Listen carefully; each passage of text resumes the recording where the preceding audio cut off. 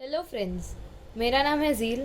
आज हम पढ़ेंगे डायूरेटिक्स ड्रग्स के बारे में। फाइनली ये वीडियो आ ही गया। पिछले 5 वीडियो में हमने बेसिक्स कवर किए, रीअब्जॉर्प्शन ऑफ सोडियम देखा 4 सेल्स में, PCT, DCT, collecting tubule, anti-AL. ठीक है, जिस ऑर्डर में हमने देखा था उसी ऑर्डर में हम डायूरेटिक्स ड्रग्स पढ़ेंगे ताकि ईजी रहे, जल्दी से याद हो जाए और ज़्यादा कुछ मेहनत करनी ना पड़े। ठीक है, ये यहाँ पे जो फ्लो चार्ट मैंने बनाया है ये डायूरेटिक्स ड्रग्स का है पूरा। ये मैंने हॉरिजॉन्टली बनाया है, ये पूरा याद रह जाएगा, आपको चिंता करने की ज़रूरत नहीं है। सीधा डायरेक्ट ड्रग्स देखते हैं। ये लास्ट में ये वीडियो सीरीज़ कंप्लीट होगी तो ये पूरा फ्लो चार्ट आपको याद हो जाएगा खुद ब खुद। इसको अलग से याद करने की ज़रूरत नहीं है। ठीक है, चलिए स्टार्ट करते हैं। Carbonic anhydrase inhibitors. सबसे पहले हमने पीसीटी पे सोडियम का रीअब्जॉर्प्शन देखा था, तो वो एक बार रिवाइज कर लेते हैं।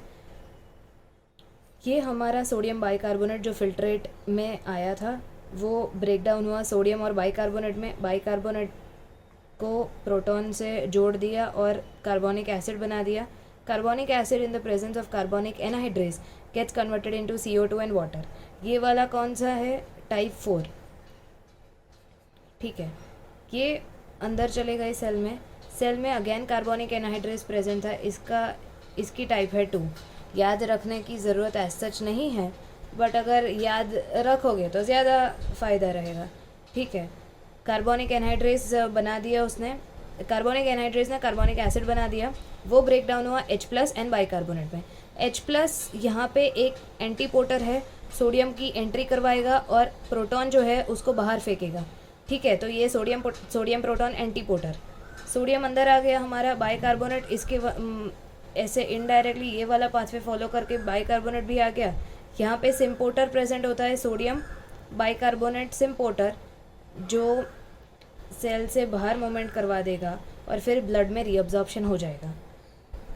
ठीक है, तो ये जो सोडियम बाइकार्बोनेट है उसका रीअब्जॉर्प्शन वापस से हो गया। अभी क्यों ये ज़रूरी है? बाइकार्बोनेट जो है वो ब्लड का पीएच मेंटेन करने के लिए बहुत ही ज़रूरी है और उसका मैक्सिमम रीअब्जॉर्प्शन यहीं से होता है, पीसीटी से ही। तो अभी हम देखने जा रहे हैं कार्बोनिक एनहाइड्रेज इनहिबिटर, मतलब ये दोनों जो एंजाइम है ल्यूमेन में भी और इंट्रासेलुलर, ये दोनों को इनहिबिट करेगा ये ड्रग। ठीक है, ड्रग का नाम है एसिटाजोलामाइड। ये कैसे इनहिबिट करता है? तो नॉन कॉम्पिटिटिव इनहिबिशन होता है पर रिवर्सिबल होता है। ठीक है, सबसे पहले तो इसका अगर इनहिबिशन हो गया, ये अगर इनहिबिट कर दिया हमने, तो क्या होगा? ये बाइकार्बोनेट जो रीअब्जॉर्ब हो रहा था ये वाले पाथवे से, ये इसका रीअब्जॉर्प्शन नहीं होगा। तो एक चीज़ क्या हमें पता चली कि कार्बोनिक एनहाइड्रेज को इनहिबिट करेंगे तो बाइकार्बोनेट जो है वो एज इट इज़ सिक्रीट हो जाएगा, उसका रीअब्जॉर्प्शन नहीं होगा। अगर बाइकार्बोनेट सिक्रीट हो रहा है यूरिन में तो क्या होगा? ब्लड का पीएच मेंटेन नहीं होगा, पीएच डाउन जाएगा तो एसिडोसिस कॉज करेगा। ठीक है, तो एक हमने साइड इफ़ेक्ट भी पढ़ ली ये ड्रग की, एसिटाजोलामाइड जो कि कार्बोनिक एनहाइड्रेज इनहिबिटर है। वो क्या करता है? वो बाइकार्बोनेट के रीअब्जॉर्प्शन के पाथवे को ही इनहिबिट कर देता है, तो एज इट इज़ बाइकार्बोनेट का सिक्रीशन हो जाएगा, तो एडवर्स इफेक्ट क्या होगी? एसिडोसिस। ठीक है, यही यहाँ पे मैंने यही लिखा है कि it is a non competitive reversible inhibitor of carbonic anhydrase. Carbonic anhydrase type 4 को इनहिबिट करता है। Bicarbonate loss in tubular fluid. PCT it is a major site for reabsorption of filtered bicarbonate. Alright, तो इसकी वजह से अभी ये bicarbonate हमारा ट्यूबुलर फ्लूइड में आ गया और दूसरी कोई भी साइट नहीं है जहाँ से बाइकार्बोनेट का रीअब्जॉर्प्शन हो सके। हमने 4 सेल्स पढ़े थे, हमने एक ही सेल, ये पीसीटी का ही था जिसमें हमने बाइकार्बोनेट को इन्वॉल्व किया था। बाकी तीनों सेल में कहीं पे मेंशन नहीं था बाइकार्बोनेट का रीअब्जॉर्प्शन। तो क्या होगा? एज इट इज़ वो ट्यूबुलर फ्लूइड में पूरा सिक्रीट हो जाएगा। ठीक है, तो यूरिन एल्कलाइन हो जाएगा। It will cause alkali diuresis. Okay, carbonic anhydrase inhibitor causes heavy loss of bicarbonate in urine. Heavy loss क्यों? क्योंकि ये एक ही साइट है जहाँ से बाइकार्बोनेट का रीअब्जॉर्प्शन हो सकता था और हमने वो पाथवे को ही ब्लॉक कर दिया, वो साइट को ही ब्लॉक कर दिया। तो जाहिर सी बात है कि जितना बाइकार्बोनेट हमारा फिल्टर हो रहा था वो पूरा का पूरा आ जाएगा, इसीलिए यहाँ पे लिखा है हैवी लॉस। ठीक है, एसिडोसिस, पीएच कम हो जाएगा, ब्लड का. Okay. Second thing is loss of sodium and water. Sodium and water का भी लॉस होगा, क्योंकि ये वाला हमने पाथवे देखा कि बाइकार्बोनेट ये वाला मैकेनिज्म नहीं हो रहा है. अंदर इंट्रासेलुलर कार्बोनिक एनहाइड्रेस जो टाइप 2 है वो भी हमने इनहिबिट किया है, तो वो H+ कार्बोनिक एसिड नहीं बनाएगा. कार्बोनिक एसिड फर्दर टूटेगा नहीं H+ में. अगर H+ प्रोड्यूस ही नहीं होगा तो ये एंटीपोटर जो है वो सोडियम को अंदर नहीं ले पाएगा, तो इनडायरेक्टली सोडियम का भी एक्सक्रीशन हो जाएगा. तो यहाँ पे बाइकार्बोनेट का तो होगा ही, सोडियम का भी होगा. पर सोडियम के पास क्योंकि और 3 सेल्स है, DCT है, कलेक्टिंग ट्यूब्यूल है, thick ascending limb of loop of Henle है, तो क्या होगा कि बहुत ही माइल्ड डायूरेसिस होगी. माइल्ड क्यों? क्योंकि सोडियम अगर यहाँ पे रीअब्जॉर्ब नहीं हुआ तो उसके पास और 3 रास्ते तो है, और 3 सेल्स तो है जिसके थ्रू वो रीअब्जॉर्ब हो सकता है. तो डायूरेसिस बहुत ही माइल्ड होगा. Mild diuresis because part of sodium rejected in PCT is reabsorbed at high capacity in TAL. हमने यहाँ पे सोडियम का रीअब्जॉर्प्शन इनहिबिट कर दिया, ठीक है, तो सोडियम सिक्रीट हो गया. पर ये वाले सेल जो है ये TAL, फिर यहाँ पे DCT, फिर यहाँ पे कलेक्टिंग ट्यूब्यूल, तो वहाँ पे तो सोडियम का रीअब्जॉर्प्शन हो सकता है. इसीलिए बहुत ही माइल्ड डायूरेसिस होता है कार्बोनिक एनहाइड्रेस इनहिबिटर्स की हेल्प से. ठीक है. अभी ट्यूबुलर फ्लूइड हमने यहाँ पे हम PCT को देख रहे थे. अभी कलेक्टिंग ट्यूब्यूल के आगे भी बहुत अच्छी स्टोरी हो रही है, तो चलिए वो देखते हैं. कार्बोनिक एनहाइड्रेस इनहिबिटर की प्रेजेंस में कलेक्टिंग ट्यूब्यूल के ऊपर क्या असर आ रहा है. यहाँ से ट्यूबुलर फ्लूइड हमारा निकला, ठीक है. ट्यूबुलर फ्लूइड में जैसा कि मैंने बताया कि बाइकार्बोनेट का कहीं पे भी रीअब्जॉर्प्शन नहीं हो रहा, तो ये जो ट्यूबुलर फ्लूइड है जो यहाँ तक पहुँचा उसमें हेवी लोड ऑफ बाइकार्बोनेट होंगे, ठीक है. फिर सोडियम का भी यहाँ से रीअब्जॉर्प्शन नहीं हुआ, तो यहाँ पे सोडियम का भी लोड बढ़ जाएगा. और दूसरा डाईयूरेसिस बोला है तो वाटर का भी लॉस बढ़ जाएगा, वाटर का भी लोड बढ़ जाएगा. तो ये जगह की हम बात करें तो सोडियम का लोड यहाँ पे बढ़ा हुआ है, बाइकार्बोनेट का लोड बढ़ा हुआ है, और वाटर का बढ़ा हुआ है लोड. अभी इसकी वजह से ये वाले सेल में, कलेक्टिंग ट्यूब्यूल के सेल में क्या डिफरेंसेस आएंगे और पोटेशियम सिक्रीशन पे क्या असर आएगी, चलिए वो देखते हैं. कलेक्टिंग ट्यूब्यूल का यहाँ पे मैंने प्रिंसिपल सेल बनाया है. प्रिंसिपल सेल में जैसा कि मैंने बताया था पिछले वीडियो में कि चैनल्स होते हैं, एक्सचेंजर्स नहीं होते या सिम्पोर्टर एंटीपोर्टर नहीं होते, चैनल होते हैं. तो सोडियम का अगर यहाँ पे सिक्रीशन बढ़ गया तो ये वाली चैनल से सोडियम अंदर की तरफ जाएगा सेल में, वो भी बढ़ जाएगा. अभी कंपैरेटिवली सोडियम जो है वो ज़्यादा जाते हैं और पोटेशियम कम बाहर आते हैं, तो एक नेगेटिव पोटेंशियल यहाँ पे जनरेट हो जाता है. यहाँ पे दूसरे रीजंस भी है, क्लोराइड भी यहाँ पे होता है, तो जिसकी वजह से ट्यूबुलर का ल्यूमेन जो है, ल्यूमेन में ट्यूबुलर फ्लूइड जो है उसका पोटेंशियल नेगेटिव रहता है. तो क्या होगा यहाँ पे, ये जो 3 मैंने दिखाए हैं 1 2 3 की, increase sodium, increase bicarbonate and increase in water, वो क्या करेंगे, पोटेशियम सिक्रीशन को बढ़ा देंगे. अभी वो कैसे बढ़ाएंगे, चलिए एक एक करके देखते हैं. सबसे पहले सोडियम की बात करें तो सोडियम यहाँ पे बढ़ गया तो वो अंदर बहुत जल्दी जाएगा. चैनल है यहाँ पे, कोई ATP या वैसा तो कुछ है नहीं, जितने बाहर होंगे वो सब अंदर आ जाएंगे. वो अंदर आ जाएंगे तो ये सोडियम पोटेशियम ATPase पंप जो है वो बहुत ही जल्दी सोडियम को बाहर निकालेगा और पोटेशियम को अंदर फेंकेगा. पोटेशियम का कंसंट्रेशन अंदर बढ़ रहा है, बाहर कम है, तो वो रैपिडली बाहर जाएंगे. तो ये एक रीज़न हो गया कि पोटेशियम का सिक्रीशन बढ़ गया ट्यूबुलर ल्यूमेन में, ट्यूबुलर फ्लूइड में, ठीक है.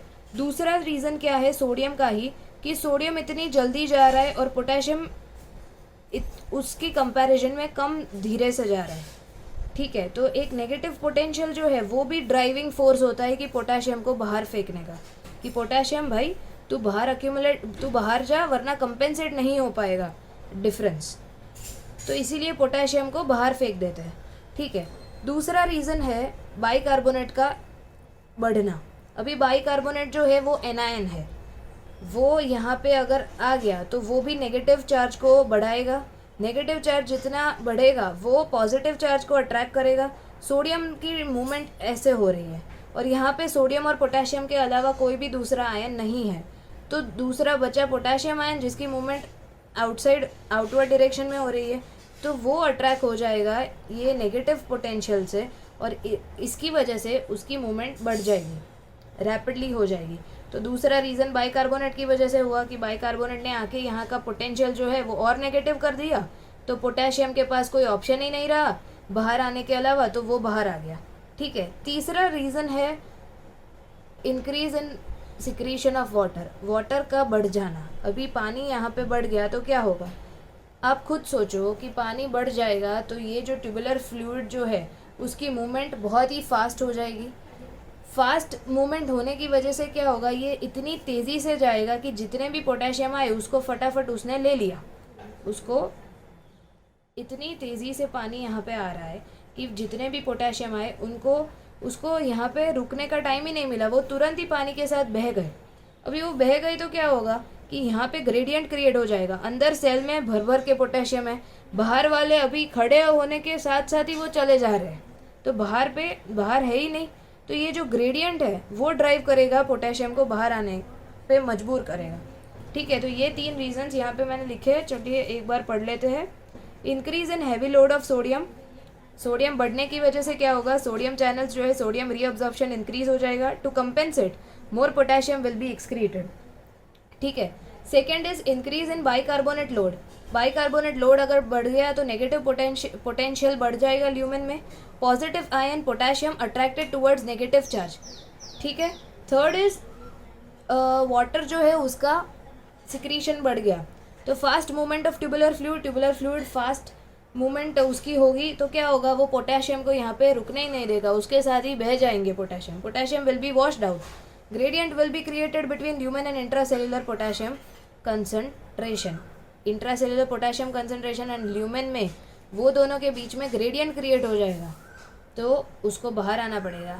जाहिर सी बात है, यहाँ पे 10 है और यहाँ पे 1 भी नहीं है, तो 10 से यहाँ पे मूवमेंट होगी ना पोटेशियम की। ठीक है, तो इसका कंक्लूजन क्या आया, कंक्लूजन ये आया कि net loss of sodium in urine, net loss of potassium in urine, potassium का बहुत ही तगड़ा वाला लॉस, बहुत ही अच्छा वाला लॉस हो जाएगा यूरिन में से। तो कार्बोनिक एनहाइड्रेज इनहिबिटर्स जो है दे कॉज मोस्ट मार्क्ड कैलीयूरेसिस मतलब क्या, पोटेशियम का लॉस यूरिन में, उसको कैलीयूरेसिस बोलते हैं कंपेयर टू अदर डायूरेटिक्स। तो ये कार्बोनिक एनहाइड्रेज इनहिबिटर्स जो है वो सबसे ज़्यादा लॉस करवाते हैं पोटेशियम का। आगे हम ये भी पढ़ेंगे कि पोटेशियम का लॉस कौन से ड्रग्स बचा देते हैं, मतलब कौन से नहीं करवाते। पोटेशियम स्पेरिंग ड्रग्स भी होते हैं और पोटेशियम लॉस को प्रमोट करने वाले ड्रग्स भी होते हैं। ये वाला सबसे ज़्यादा प्रमोट कर रहा है इसके 3 रीजंस हमने पढ़े। ये वाला हम ड्रग यूज़ करेंगे तो पोटेशियम का सबसे ज़्यादा लॉस हो जाएगा यूरिन में। ठीक है, अभी ऐसा वाला ड्रग तो डायूरेटिक्स को दे ही नहीं सकते, मतलब डायूरेटिक्स के जैसे हम यूज़ ही नहीं कर सकते, क्योंकि ये एक तो एसिडोसिस करवा रहा है, बाइकार्बोनेट का सिक्रीशन भी करवा रहा है और हाइपोकैलेमिया हो जाएगा। पेशेंट के ब्लड में से पोटेशियम कम हो जाएगा, यूरिन में बढ़ जाएगा। यूरिन में बढ़ने को क्या बोलते हैं, कैलीयूरेसिस। और ब्लड में कम, सीरम जो प्लाज्मा जो है उसमें अगर कम हो रहा है तो उसको क्या बोलेंगे, हाइपोकैलेमिया। तो इसके यूजेस देखते हैं। Due to acidosis and hypokalemia it is not use as a diuretic, जैसे मैंने बताया। अदर यूजेस है इसके, ग्लोकोमा के पेशेंट को दे सकते हैं। ग्लोकोमा में क्या होता है, इंट्राओक्यूलर टेंशन बढ़ जाता है, तो वो कम कर देता है। ये क्या करता है, एक्वस फॉर्मेशन जो है, एक्वस ह्यूमर की वजह से टेंशन बढ़ जाता है, इंट्राओक्यूलर प्रेशर जिसको बोलते हैं, तो उसका फॉर्मेशन कम कर देता है, तो इसीलिए ग्लोकोमा में यूज़ कर सकते हैं। Second is to alkalinise urine. अभी जैसा देखा था हमने कि बाइकार्बोनेट का सिक्रीशन करवा रहा था, मतलब एल्कलाइन बना रहा था यूरिन को, तो हम ऐसे ड्रग्स जो एसिडिक ड्रग्स होते हैं या यूरिनरी ट्रैक्ट इन्फेक्शन अगर हो गया पेशेंट को, तो उसमें हम दे सकते हैं। To alkalinise urine, promote excretion of acidic drugs and also given in UTI, urinary tract infection. Third is epilepsy में दे सकते हैं, देन माउंटेन सिकनेस में दे सकते हैं, पीरियोडिक पैरालिसिस में दे सकते हैं। ये उसकी यूजेस है apart from diuresis. Diuretic drug तो हम देते ही नहीं है, डायूरेसिस के लिए हमारे पास लूप डायूरेटिक्स है वो देते हैं, वो हम पढ़ेंगे। ठीक है, एडवर्स इफेक्ट, साइड इफेक्ट्स कौन कौन सी है, तो एसिडोसिस करवाता है, hypokalaemia, drowsiness, fatigue, paraesthesia, abdominal discomfort. Contraindicated, ये जानना ज़रूरी है। यूज़ याद रहे ना रहे, किन पेशेंट को नहीं देना है वो तो याद रहना ही चाहिए, ठीक है। Contraindicated in liver disease, hepatic coma में हम नहीं देते। हिपैटिक कोमा में दे दिया, ये प्रेसिपिटेट कर देगा उसको, प्रेसिपिटेट मतलब और कंडीशन उसकी बिगाड़ देगा पेशेंट की। हिपैटिक कोमा में क्यों नहीं देते? क्योंकि ये इंटरफियर करता है with urinary elimination of ammonia, okay. और एसिडोसिस जो है वो सीओपीडी के पेशेंट में हो जाती है, तो ये दोनों में नहीं देना है। सीओपीडी के पेशेंट को नहीं देना है एसिटाजोलामाइड कभी भी, या carbonic anhydrase inhibitor, and liver disease में नहीं देना है। क्यों? हिपैटिक कोमा को प्रेसिपिटेट कर देगा, प्रेसिपिटेट मतलब वर्स कर देगा, ठीक है। Thank you so much.